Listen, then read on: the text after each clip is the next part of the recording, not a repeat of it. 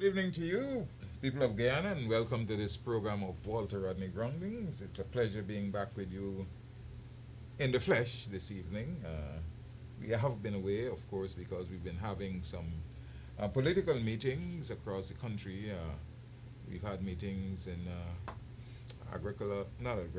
Mocha, on the west side, at then Amstel, we went to Golden Grove, and of course we touched Buxton.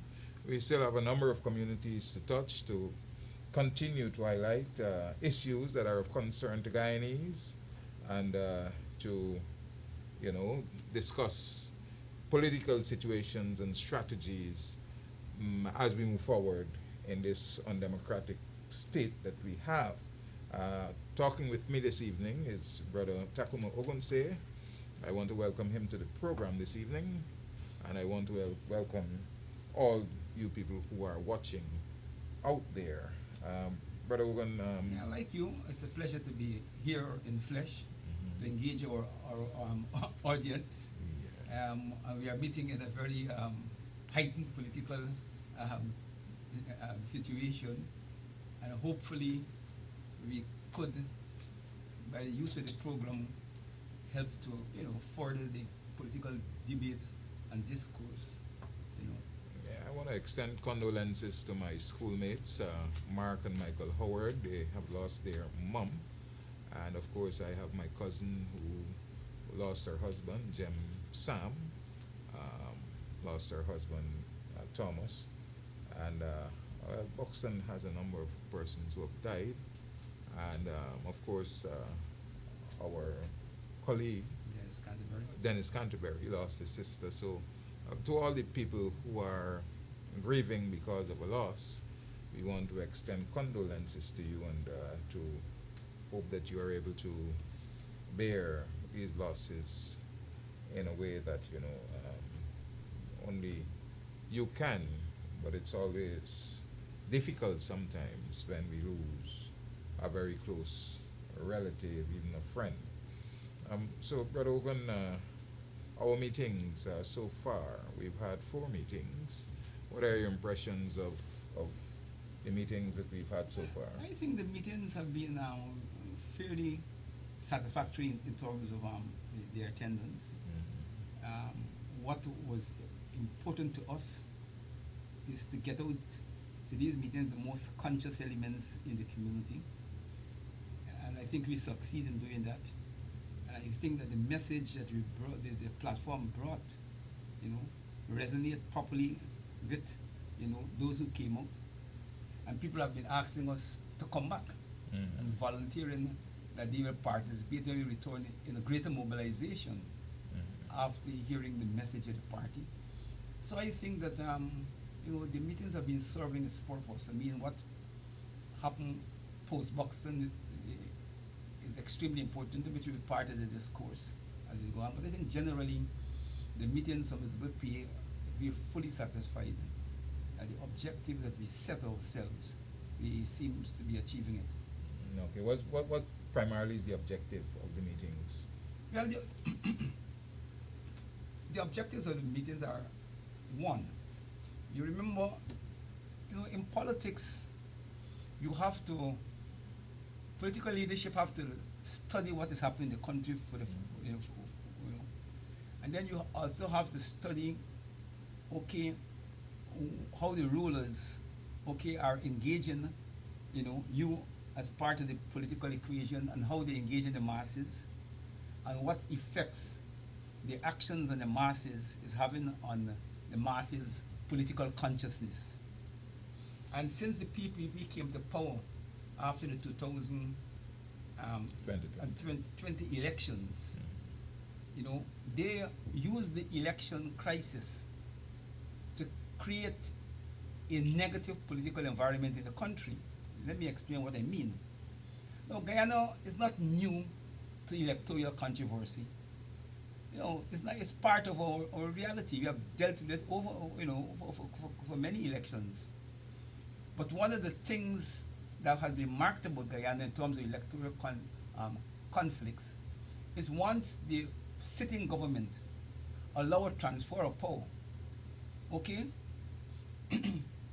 we try to go back to political normalcy and the constitution kick in, we will still fight them through remarks to each other who rig and who rig, but at least we put the country back on a workable, political situation. This time, after the 2020 elections, the PPP took the position that even though the coalition,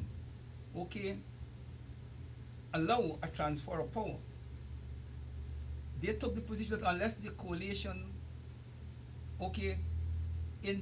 say or concede that the PPP won the elections, no business as usual. And they began a whole set of victimization and pressuring, and they create tremendous political tension in the country. But they don't see that they're behaving, the tension that they were creating for the last 2 years have racial consequences. They don't see the tension that they create in the country worsen the political engagement, But it had reached a point where they have become so contemptuous, particularly the African community.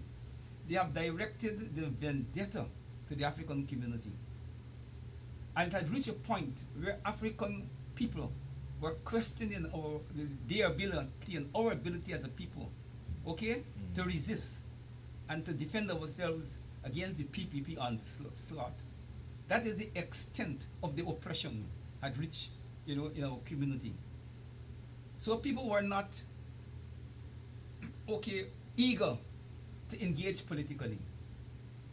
And one of the major objective of the WPA meetings were to get people battle ready. And by that we mean re-engage, prepare to respond. You see, majority of African Guyanese, and I restricting the discourse to African Guyanese, know what the PPP has done. It's being hurt by the PPP. So they don't need no information too much about that. But their political consciousness, and the spirit to resist gets sapped by two things: PPP bullyism and the current weakness in the PNC because of the internal division. And the PPP was taking full advantage of it. So the president will go in African areas, he will go to Buxton and threaten David Hines, that David Hines, who he's dealing with, he do all kinds of things, And the African political spirit, they knew what was going on, but the ability or the willingness to come out. Because when you're battle ready, if the government do something and the leadership call you out, thousands will come out on the road. If the government engage in excesses, you don't have to fight to get people out because the ego, there's battle readiness. And the African community in the last 2 years haven't been in that state. And WPA is sick, to begin to change that. And that's one of the major purposes of our campaign, to change that state in the African community, because we believe that what the liberation of Guyana in a major way depend upon the militancy and the resistance of the African community. A weak African community will lead to the destruction of democracy and the continuation, of oppression. A strong and militant African community will guarantee democracy and fair play in the country. And we felt the missing equation was the condition of the African mind, and to get them, battle ready, so that the political engagement could be more meaningful. So do you believe by any means that these meetings have had the effect of in any way changing the psyche or the outlook of the African communities in which we engage? Yes. I mean, you participate in it and you see how people respond to the platform. But more important, the test of it is how the rulers respond. Watch the hysteria, since the Buxton meeting. And by the rulers' hysteria, they have helped us to transform African political consciousness and also the national consciousness. Because Guyana is not the same. After the Buxton meeting and their response to the WPA, because when they, even though they try to isolate me, it's WPA they're responding to. You see, have translated the political equation. The country is not the same, okay, like before the meeting, you know, and a lot of it got to do with their response to the WPA platform. You know, so I would say, yes, we have made a tremendous impact, okay, on the political situation as it relates to transforming African consciousness and getting the nation attention to the real issues in the country. So, is there a plan to continue these meetings? and to Yes, touch the other- WPA is committed to continue these meetings. You know, the four meetings, the first round, we will continue to have our meetings because we have to educate our people. It's part of our democratic and constitutional rights. The country is facing a local government elections, okay, and that is a period of political mobilization, and political parties and various sections of the community has a right to state the attitude, you know, to that quote unquote democratic exercise. You either participate or you reject it, or you do something else with it. That is a democratic right, you know. But we live in a society where we are dealing with rulers who have become spoiled children. They are bullies, and they have been getting away with bullying people from the time they come back to power. And this is the first time, okay, since they come to power, they really faced a significant pushback, and it happened from the WP. And then they're running like little children and hollering and screaming.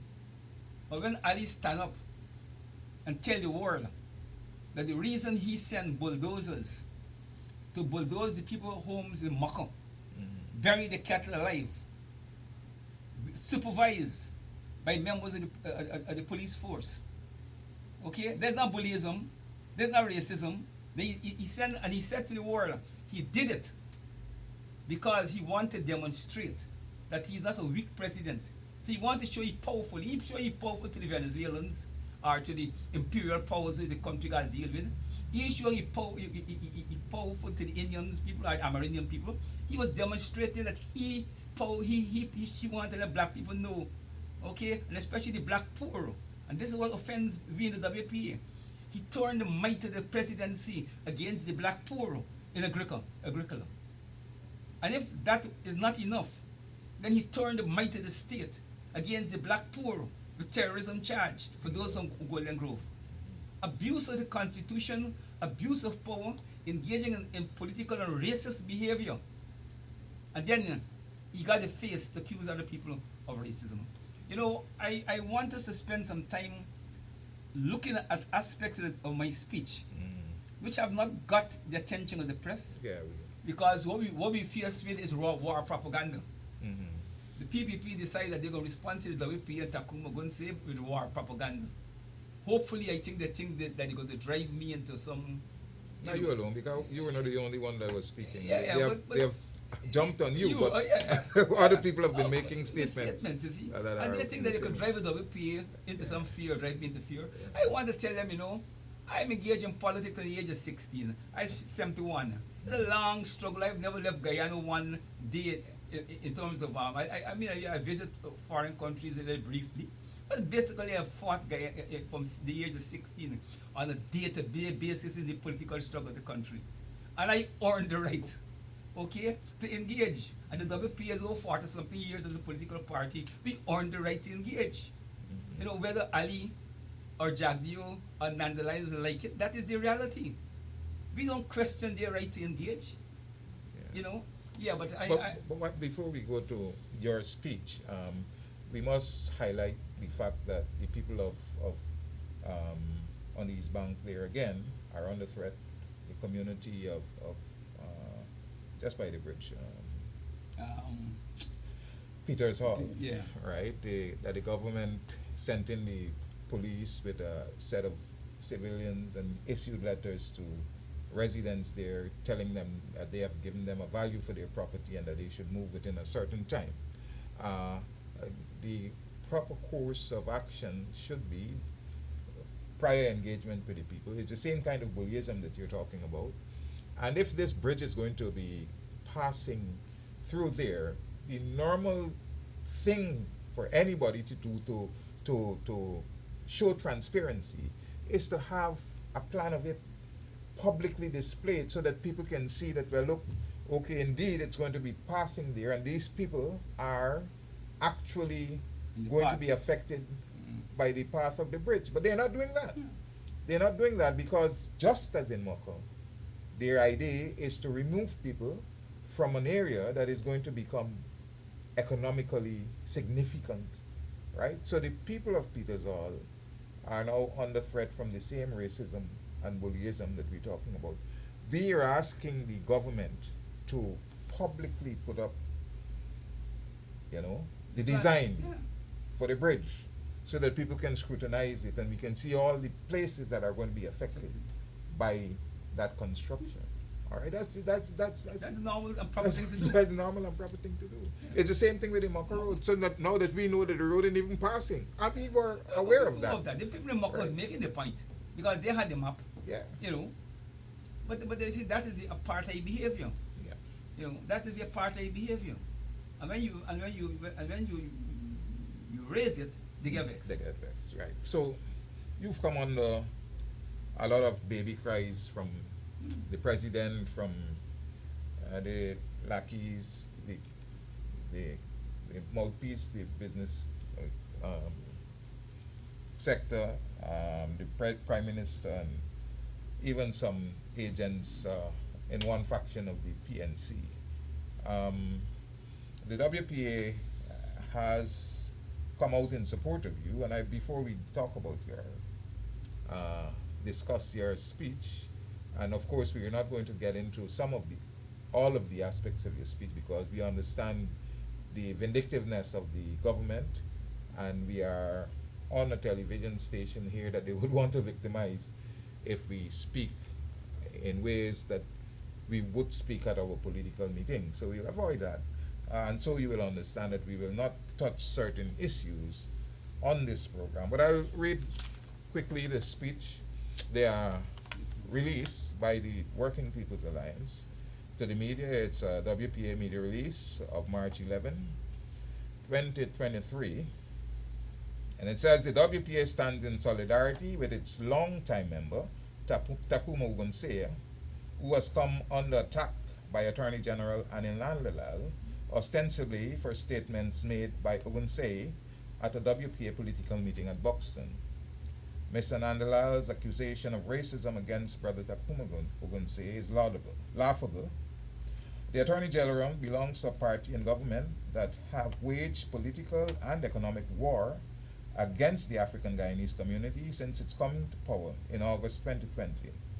Mr. Nandalal's declaration that charge cannot be proven demonstrates how tone deaf and racially insensitive the PPP is.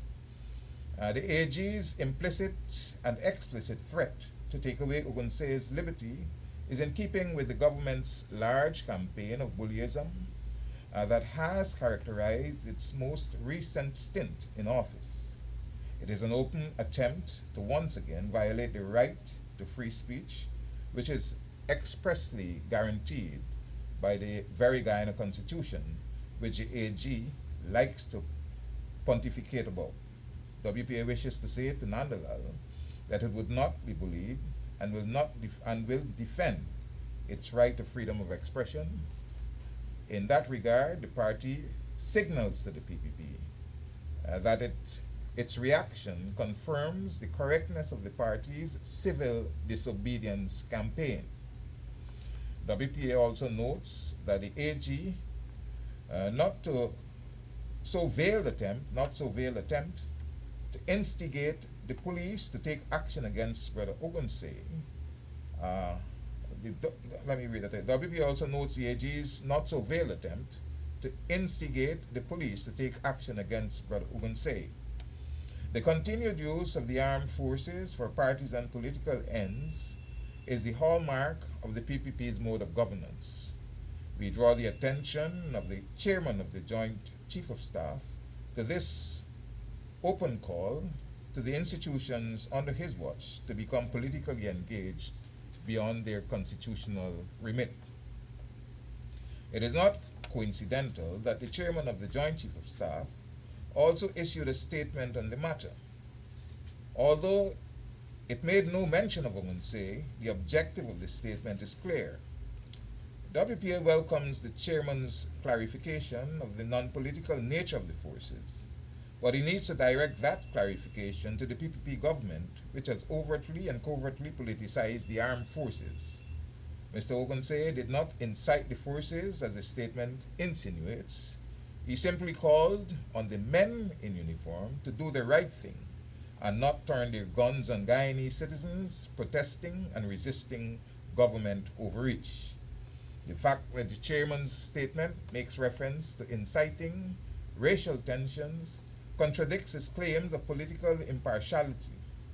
He, in his capacity of head of a state institution, is making a value judgment of comments made by a political activist.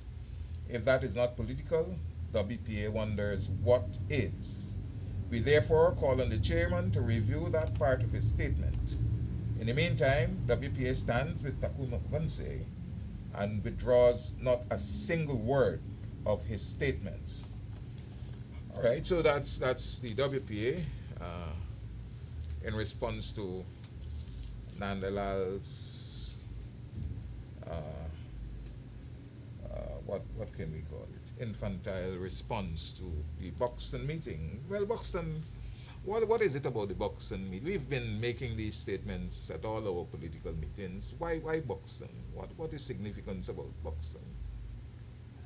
I think that in political terms, Buxton earned itself over time, history, to be a community that represents African interests and impacts African psyche politically. And in political terms, Buxton has always, exert in the African society and the wider Guyanese society influences far beyond the location of the village. And I think that is what in part is involved. I suspect because the leader of the opposition appear on the WPA platform, it probably make them feel that they got artillery that they could throw against the PNC and particularly Norton. So I think that might be another motivating fact. But remember, Ali and the PPP has been paying a lot of attention to Buxton, and they've been investing a lot of political capital in Buxton. And for the WPA to challenge them in Buxton, I think is something that just send them crazy, But I think profoundly, it is Buxton's historic influence on African political behavior and national behavior. Now, you're saying that there are some omissions, that in treating with your statements at Buxton, the agents of the PPP and in Landalal and all of the others have some omissions. They're not touching on some critical issues that would be part of your speech and part of the WPA's campaign against the excesses of the government. Exactly what are you talking about? Okay, first I want to say that I'm sure that the Brigadier Best made his statement without listening to my speech. Because I believe if he had listened to my speech, he couldn't make the statement that he made. And I think it's unfortunate. But I was glad, as the party said, that he commits his forces to constitutionality. That's good enough for us. We can live with that. I'm also disappointed with Stabrook News editorial today, because Stabrook News tries to sell itself as an objective newspaper. And I'm certain that the Stabrook News writer of that editorial wrote that editorial piggybacking on what people say Ogunseye said. And I don't think the writer of that editorial take the time as a good journalist to listen to my speech, so that the context and the total details could be obtained and engage in professional journalism. When you read the editorial, it's like a political newspaper, political sheet, echoing all the machinations of the rulers and the PPP. And I'm very disappointed with them. Why are you? Why? I mean, No, I'm not. because, no, I know, but you see, these are the people who claim that they are the guardians of democracy, and you have to hold them to the standards that they set for themselves. It's not that I'm surprised that they will behave that way, but one would have thought that if this, as they're claiming, that what I said is inflammatory, it got racial implications, it threatened the security of the country, and all of that. Then when they respond to it, professionalism requires them to listen to the source and then shape an opinion, not listen to the raw propaganda of the politicians who's against the WPA or goes. Yeah. I know Nandalal and Nandalal and the president respond to the political response. And I would, as I said on this program, we don't want to get into certain things. This controversy start at the street corners in the African community, and I will give my profound response, okay, to certain aspects of the controversy at the right time and the appropriate place, not in the studio Channel 9. But I want us to deal with some issues that is not being addressed. Anybody listening to my statement would have heard. We made it very clear, and I made it very clear that we came to discuss African issues. And apparently people in this country got problems with an African activist or the WPA or any section of the Guyanese African community committed a discussion to African issues. And we in the WPA feel it's our constitutional right. We feel that we have addressed Indian issues at the time when Indians need defense, and we earn the right to address African issues if we feel it needs to be addressed. We will address Amerindian issues. We will address Indian issues if it becomes necessary. But we have dedicated this particular period to addressing African issues. And if they want to call it racism, that is their problem. But we believe it is consistent with the party historical position. The next point I made very clear. I said that the WPA campaign is not against the Indian masses. I made it extremely clear. Anybody could listen to the tape. I said even though the Indian masses vote for the PPP, okay, the PPP don't consult them on the wickedness that the PPP leadership decide to do. And I go further than that, and I said the WPA is not a party that believes in collective punishment. Therefore, we don't hold the Indian masses who vote for the PPP responsible for the wrongdoings and the misrule of the leadership. That is, and apparently, there's racism. There's going to say in the WPA racism. No, but it's not. It's like you said, it's part of massaging the psyche of one side of the community in terms of making them feel that you are against them, and then it's trying to make the black people, crawl back into their shells, believing that they don't want to be part of this racist kind of campaign, all right? But we know where the racism is coming from, so... Yeah. The thing there, look, man, in Guyana, I have learned, I belong in this business, the most racial people, and who got the power to translate their racism into hurt. I'm going to say, even if I am racial, and I am racist, racism can't hurt nobody. I can't knock nobody off of the job. I can't send anybody to bulldoze anybody's house. I can't send anybody to jail. I can't discriminate against anybody. I might have to shout the racial rhetoric, but it's still here. But them with power, like the president and the PPP rulers, their racism got direct consequences for people. They hurt people in their racism, but they are the first to shout and call people racist. And I challenge them. I have had a long political history. Let them invoke, okay, any period of my history, okay, that amongst the racial behavior. And just for the Nandalals and the Ali. I was one of the early 70s when the PPP and Jagan was in the wilderness politically. They had no African contact. I, as a member of ASCRIA, used to speak on PPP platforms. They used to beg for ask you to send me. I sleep, okay, in New Amsterdam in PPP infested mosquito offices, waiting the next for a morning for meetings. I wasn't a racist then. They didn't have power then. You know, they didn't have the Lumumbas and all of the various African people who come on board after 92. But Ogunseye today is a racist because you're defending African interests. When you're defending interests, you know, Ogun wasn't a racist when he worked with Jagan in the World Peace Movement. And when we went to Poland, okay, the Soviet Union and the Communist parties were trying to prevent Dr. Jagan from going on the presidium of that prestigious organization where Jagan have spent a lot of his life, okay, promoting in favor of McDavid, which was the PNC candidate.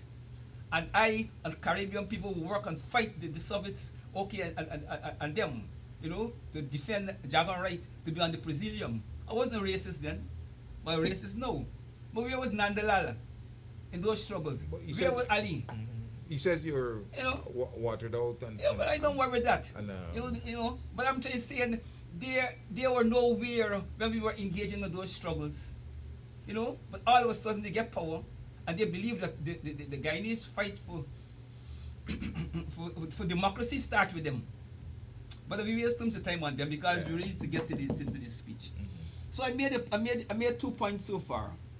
Okay, the one on the African concern, and I made a point on we campaign is not directed to Indians, and we don't hold Indian masses as guilty for any actions of the leaders. But apparently there's racism. We also said make it very clear. We make it very, very, very clear that Guyana is at a new situation with oil and gas. And we said that oil and gas could either unite the country or divide the country. We made it clear that we are in this campaign to get African people access to the oil wealth in an equal and fair way. Apparently the PPP and all of them who call in WPA this and are we racist believe that Africans have the right to the oil wealth. And we said, look, the African condition has been shaped historically. And we are deprived of generational wealth and slavery, blah, blah, blah. And that we believe that oil offer the country, okay, a good opportunity to begin to address historical injustices among our racial and ethnic groups. So if you narrow the economic disparity between the racial groups, that is how you create a one Guyana and real reconciliation. But when you use the oil money and you play the game with the people playing, using the oil money to give the supporters, you know, this and that, and then give, you know, the other side nothing or pittance, that is racism, and that is a misuse of the glorious opportunity that we have, okay, with these oil resources. But apparently there's racism. You know, that is where they call it racism. You know, and I made the point very clear. You know, that this campaign is to give African access, okay, to the oil money. You know, any proper government in face of the history of the country would have used its authority as government to raise the questions that you're raising about the African and the Amerindian condition and the disparities, you know, and to commit that the government will implement policies and programs which have predictable outcomes. Okay, and so Africans and Amerindians will know in 5 years of oil money, you will move from this position in the economy to that position. So you could see incremental, okay, advancement in economic conditions, which give each ethnic community some security, you know, right? But no, they are not interested in that. They're interested to use oil money to consolidate their political and ethnic domination. Before we go to the next point, hold it, right? Yeah. Because what you've said there is of significance.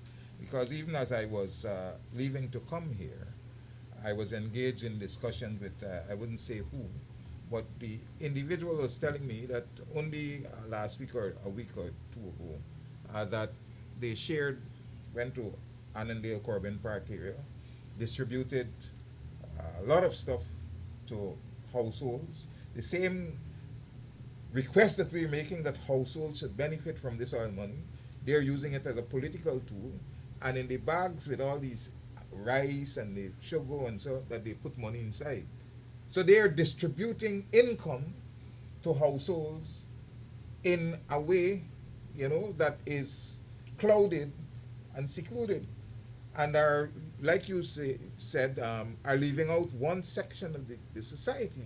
Where are they getting this money from to go into these communities, to give out these things to these households, and putting the money, hiding the monies in the bag so that people are not going to be aware that they're distributing money? And the person even told me that when they received the monies for the fishermen, that basically entire communities, all the names of the young men and so on were put down, and they received these monies. And they're not fisher folks. And they're not fisher folks. Yeah. Right. And there's no racism. But I'm going to see a call for African people to get an equal share of money. I'd be the bigger racist. WPA become the bigger racist party. But look, man, the truth will set you free. Mm-hmm. On the question of governance, I went out of my way to make it clear that our campaign is to bring an end to the winner-take-all political system. I made it clear that we in this country vote race, and we can't play games about it. And I made a point that, look, we want, after the next election, we want the constitution to change before the elections. So when we don't vote race, or we don't vote in a partisan way, the constitution says that these two groups must sit down in the executive and run the country. Now, how is that racism? How is that anti-WPA or against any WPA tradition? The way you fight 40 years ago can't be the way you fight today. Conditions change, reality change, and parties have to adjust it. But the core principle and the core logic remain the same. And some of them are saying that Ogunseye say he want the party to come back in power.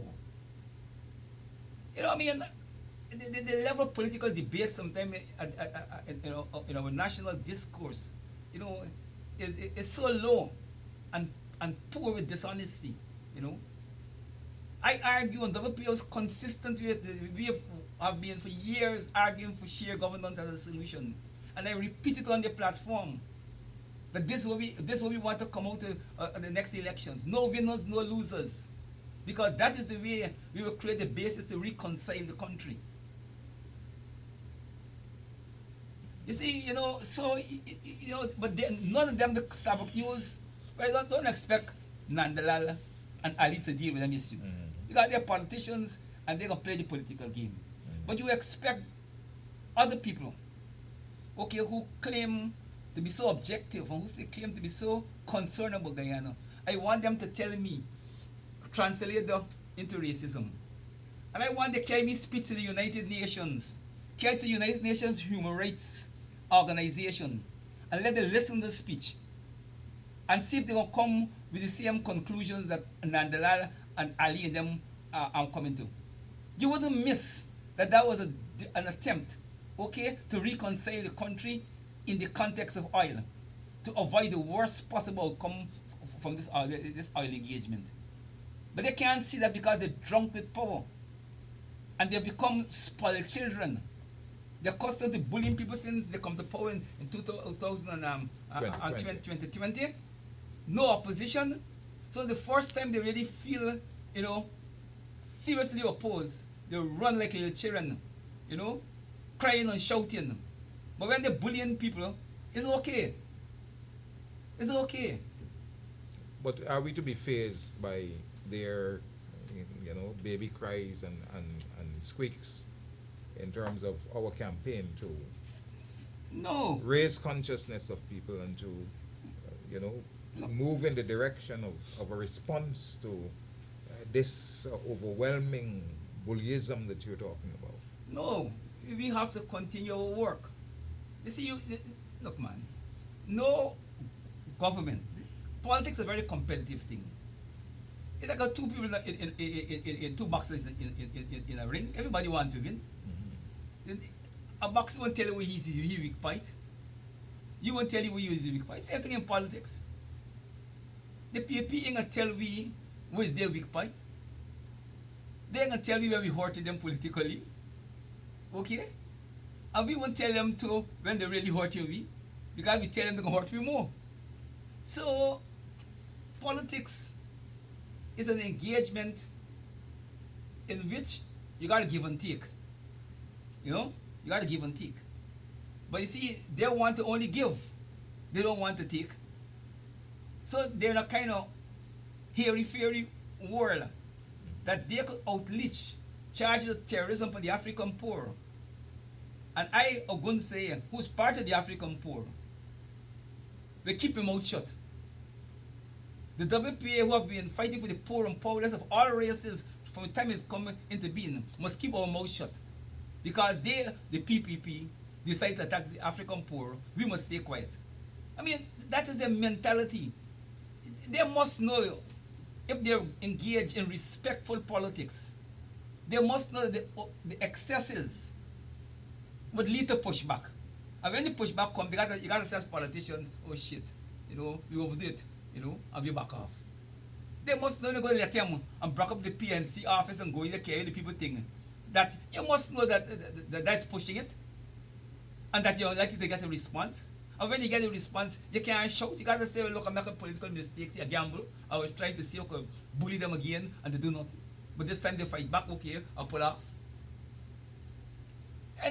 And if they really wanted, if they weren't rulers, and they were politicians who engage in genuinely trying to use politics to promote the national interest and to develop the country, the issues we raise as WPA on the platform and in this campaign are important issues to the country. You can't have a country society where in economic terms African and Amerindians only probably control about 10% of the economy. Now, and Africans are almost half of the population. If half of the population economic activity is only amongst the 7% or 10%, you're talking about massive poverty for half of your people. Now, regardless of how the community get there, the fact is that is the reality. And any serious political leadership will know a country can't continue. That is a recipe for disaster. And therefore, it has to be addressed. The historical exclusion of the Amerindians, that the historical process tied them in the bush, cut them off from any significant economic activity. Now, if we're to give justice to the Amerindians, we have to find some way, politically and economically, to hasten Amerindian development. And any serious government will know that oil offer us the possibility to those things. And those are the discussions that the government should be leading the nation in, which will create atmosphere of comfort, because we see that this government is genuinely trying not to bulboost people, but to recognize the potential of the oil and gas wealth, and to commit itself to use some of that wealth to correct these historical adjustments. But that was not another response. When I say Africans own less than 10%, if they want to politically engage, there's government, they got the statistics. The next day, don't threaten Ogunseye and WPA with lock up and jail. Throw out the statistics of WPA and say, look, Africans own 25% of the economy. That is effective politics. And if Ogunseye and WPA can't answer, we got to put the tail between our foot and back off. WPA and Ogunseye say the solution to this governance problem is sheer governance. And we have been saying so not because they come to power in 2020. We're saying so before Ali, Jagdeo, Nandalan become important players in the political equation. The WPA have been saying so.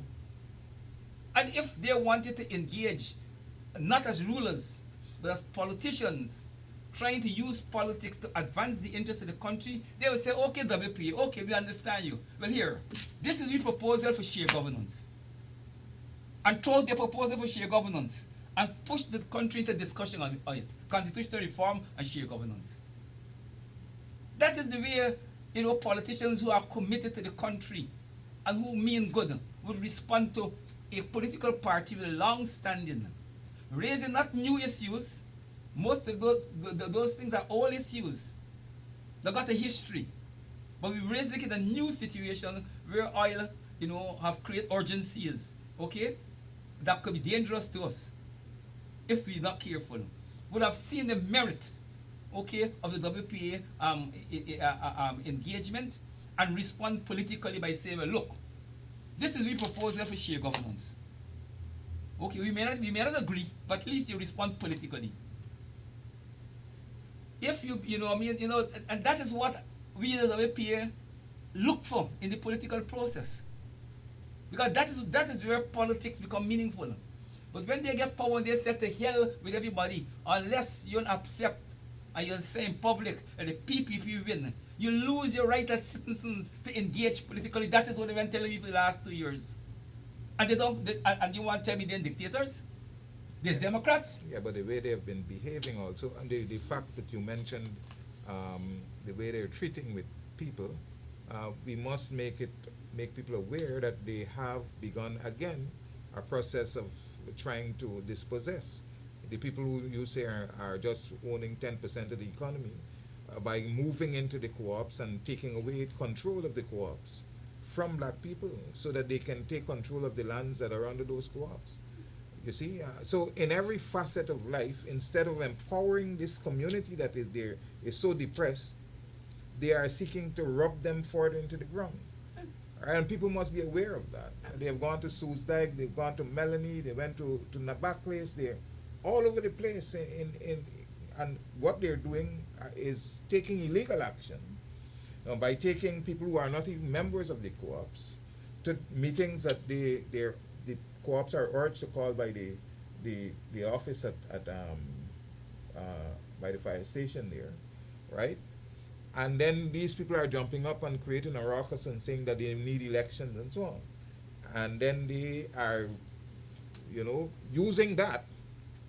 using illegal members to say that the co-op has a dispute and so they need to have an interim administration. And so they're putting their people, taking over the co-ops and putting people who are affiliated to them, which is illegal. So if they come to your co-op with that kind of action, there is a process by which they can have an interim management committee, but it has to go through a legal process, which is in the law, enshrined in the law. All right, I will not explain it here, but they must do that. Yeah. And if they have not done that, then you need to seek legal redress to have that matter dealt with. Because in every facet of life, and they're saying that they're not racist. Yeah. They're not giving public servants a decent living wage. Yeah. They're taking food and money in bags to secluded communities. They're giving one side $250,000 when they've already gotten. And you are saying that we must sit back and accept all of these, atrocities that you're committing against us. Even a man was asking me, by the old girls' school in Covanjan, that road there, how many houses they got there? I say only 3. Because I know the story. He said, they do the whole street for 3 houses. And then he mentioned a whole lot of places where you just got a few Indian people living there, but they're doing all the roads and so on in the communities, and black people's communities are being left.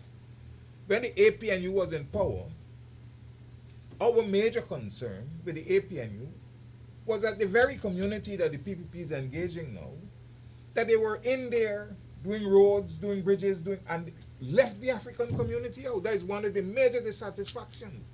So they can't accuse the APNU of racism on that level. But they have come now, all right? And they have again, left black people out of the equation. I want to go back to this statement because you see, the WPA, we're clear. They make a lot of weather that they're the elective government, they're the current government, and to try to argue for change. They make a lot of weather that we are constitutional democracy and that you got to participate in elections. The WPA is not full. They can't lecture you on democracy, man. They can't lecture WPA on democracy. Mm-hmm. We got people who write books upon them subjects. And as an African person, I know Africans struck one of the earliest blows for modern democracy in Guyana, when we break the chains of slavery. But Nandalal and Ali seems to believe that the march for Guyanese democracy began with the PPP. And only they got the right to claim democracy. But the point I want to make is that nothing in the Constitution prevent any section of the citizenry of Guyana acting as a political party, acting as a trade union, acting as an association of people, to raise in the political discourse of the country the change of the governance system of the country. That is your constitutional right.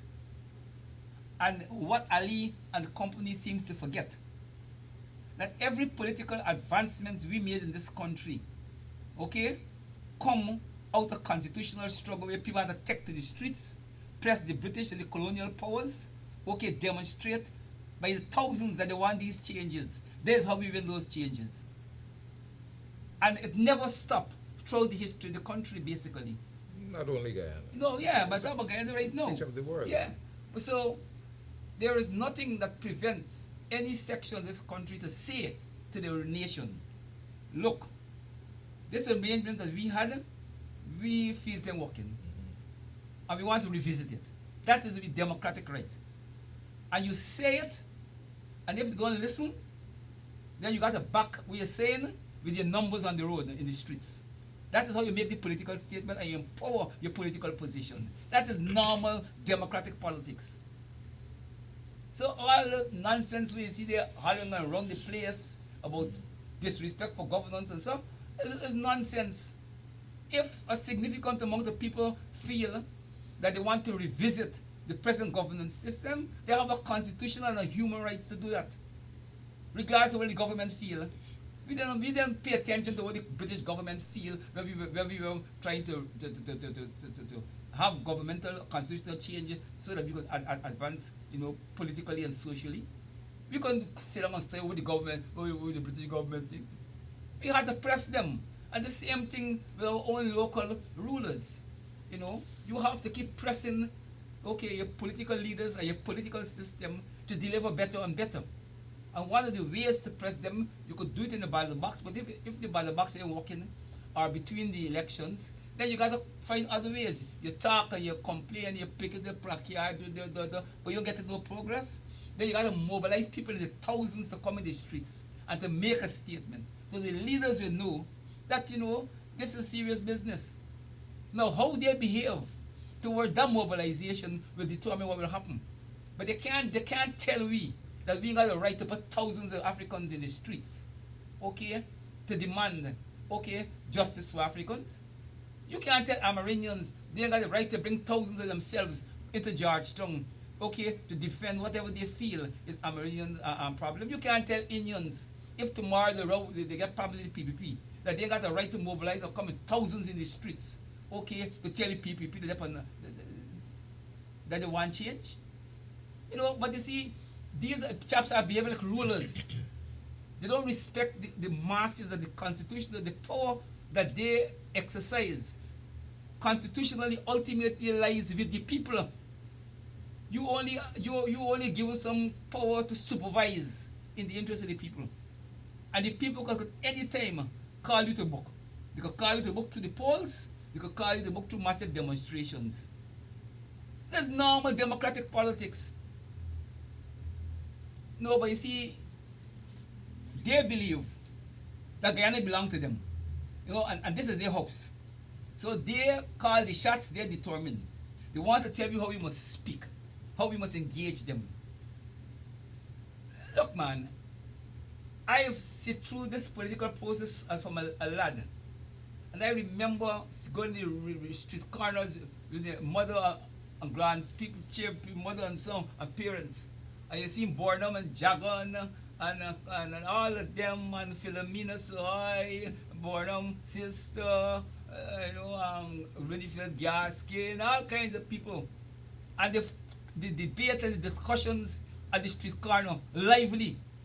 Shots going left, right, and center. You don't behave parliamentary when your parliamentary behaviors when in the parliament. When political people come to the streets, you're in the gutters. to say in political terms. Means that you throw roll up your long sleeve shirt, okay, and you're engaging in political street warfare. You think when Jack Dio go to quarantine and the people go to quarantine to talk to their supporters, you don't talk parliamentary. But he does it every year at Babu. Yeah. But when you say it's good for them to address their people in appropriate ways that they feel necessary. But it's wrong for Ogunseye and the WPA to come to the streets and address our community or our constituents in the way we feel necessary. We don't have to be parliamentary when we're there.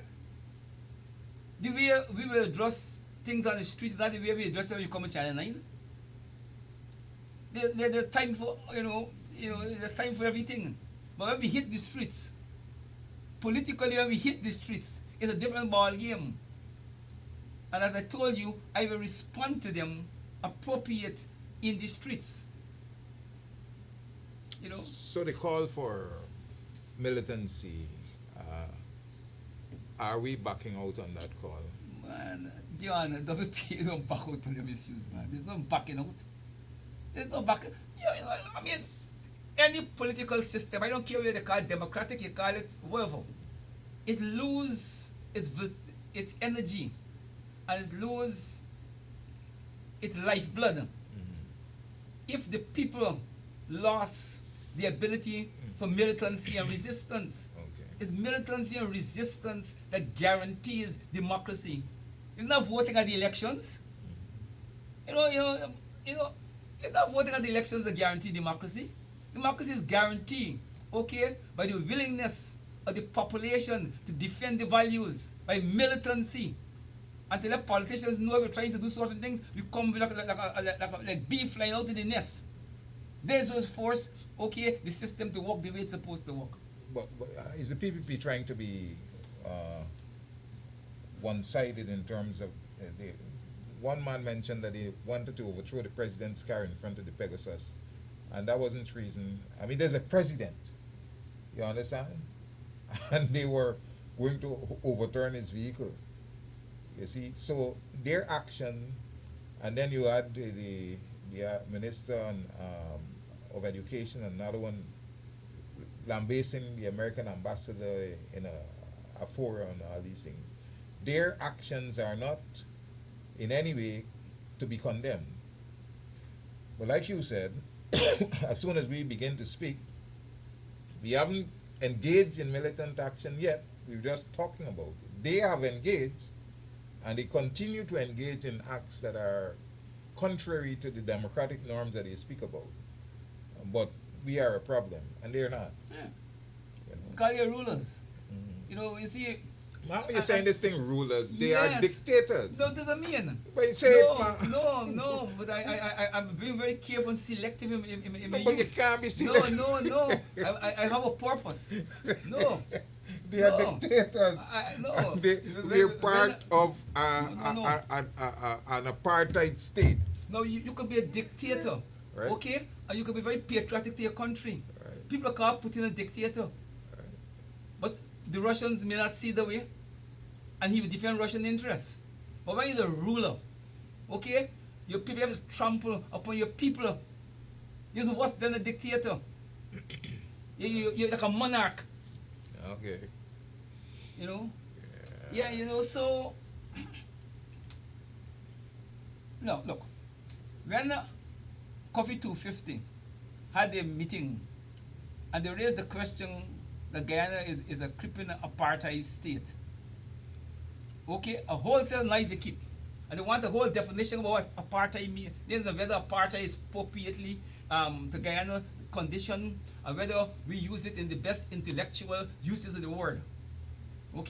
Suggesting that we playing around with the term, we're not dealing with it. Watch how they using terrorism. This is state, The state imposed terrorism charge on them alleged protesters and so from Golden Grove. Terrorism charge. So they have reconfigured the definition of terrorism, which is a serious charge. Terrorism is a serious business. So they have got it right. This is what they were calling rulers. They got the right to change, okay, the objective reality, okay, and impose it upon you, and you must accept it. So they're worse than dictators. So they could fashion the discourse, they redefine terrorism. But if we're going to turn it against them, and you see when we turn the same terrorism talk against them, and we start to accuse them of state terrorism, okay, they're going to start to say something different. When we But they have already been engaging in state terrorism. Yeah. But when you see we begin, okay, to abuse the youth, like we're abusing it, and begin to trivialize it, and accuse everything that we do as state terrorism, you hear how they don't complain. But they started. They're setting the standards. They set low standards on the issue, and when we carry the low standards back to them, okay, you're going to see how they're going to holler. And these are, it might sound insignificant, but it's important because when the rulers on these important issues redefine things in those terms and carry it at a low denominator, then you give people the right to apply the same principle to you. And then what we both doing, okay, is aggravating and putting out of proportion our objective reality. That is what they were doing. That's the surface they want to bring them into this country. Simply because they're so dense politically and they're so upset with power that they can't see how their actions is shaping the reality in the country. But they only could see what other people are doing. And where they're supposed to be leading, they're leading. I don't have no power. I ain't no president. I will never be a president. I got no presidential ambitions. But I have been fighting in this battle long before them who's president become president. And I think I got a right, to engage and to talk to me countrymen how I choose to talk to them. And I know it's responsible political behavior. And I will never argue for African domination in Guyana. Never ever I ever argue. And I will oppose African domination. I want Ali, Jagdeo, Nandalala come out to tell the country like how we're going to say step on Channel 9. He will never ever support African domination in the country. Let them come and tell the world and Guyana that they will never support Indian domination. We want to know who's racist and who is racist. I challenge them. I already said it. And the WPA could say it. We want the PPP and Jagdeo and them come out and Ali and all of them and tell the world that they will not, okay, promote and accept Indian domination in the country. Yeah, but even though, they've mounted a number of things, but the PPP have a way of speaking one thing and doing something else, because the president is saying in his response to you that, that he is for all people, as he always does, that, his whole focus on one Guyana. But if people are to look objectively at what has been transpiring, is it reflective of that? So mouthing something and having the reality displayed by your actions, there is a contradiction. Yeah. Actions speak louder than words. Well, that's the thing. But you see, in politics, when you have a moment, you have to force the other side and put them in a bad position. This side is racist. Yeah. I declare I will oppose African domination. Let them come and oppose Indian domination. But they can't. I bet you they won't do it. I would ask them to demonstrate it. But I don't even reach to demonstrate yet. I make it easier. Demonstration a little more hard. Okay. Let the world hear that they said how the world hear Ogunseye say on Channel 9 that he opposed African domination. And I've been saying that for umpteen years since I'm in politics. I want Jagdeo, Ali, and Nandalala, okay, come on the air and tell the country, the region, and the United Nations and the world they oppose Indian domination in the country. But they, they didn't go to vote for the United Nations when they were focusing on the African. So their focus is not in any way African. No, their focus, look man, their focus is very clear and narrow. Good, so. But they like to accuse other people of racism. So if they want to play the racial game, okay, let me play it. Anyhow, Brother Ogun, the time is basically on us, and the WPA has its work to do, and the WPA, as it said, stands behind you in this campaign that we have begun to revive the African community and make them battle ready, because, as we are saying, the PPP has been waging war against the African community, and if you are waging war against, the war must not be one-sided, all right? That it has to be a war on two sides, and we are calling on people to be militant and to be actively engaged in their own defense, and we have no apologies for that. None whatsoever. None whatsoever, all right? So our brothers and sisters out there, and all our platforms, we are saying that we are not against the Indian. This war is not a war. We don't want a war to break out against ordinary Indians. That the focus are the agents who are pushing. And the Indians are aware of what is happening. They're not as dense and backward as the Ali and Nandalan and those believe, because they speak about it, right? I mean, even at Luziknan, the woman say, if I didn't kill the man, nobody will not come and break up nobody thing, eh? So it gives a sense that they are aware. But they believe that they have all the knowledge, all the sense in their stupidity. The rulers. Yeah, so that people can't see are not the aware. order themselves. So we must be battle ready, and we must be prepared to defend ourselves against the ilks of Nandalal and Ali and Jack Dio and those. Those are the objects of our discontent, and they must be the focus of our actions. So I want to say thank you for being with us this evening.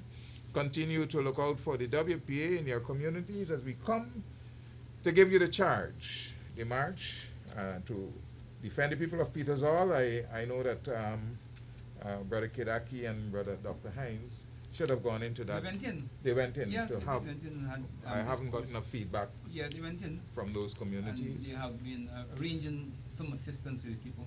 Okay, so we have to continue to engage the people who are downtrodden, as the WPA has always done. It's a pleasure being with you again. Do have a good night. See you next week if we don't have another meeting. Same time, same place, for another program of Walter Rodney Groundings.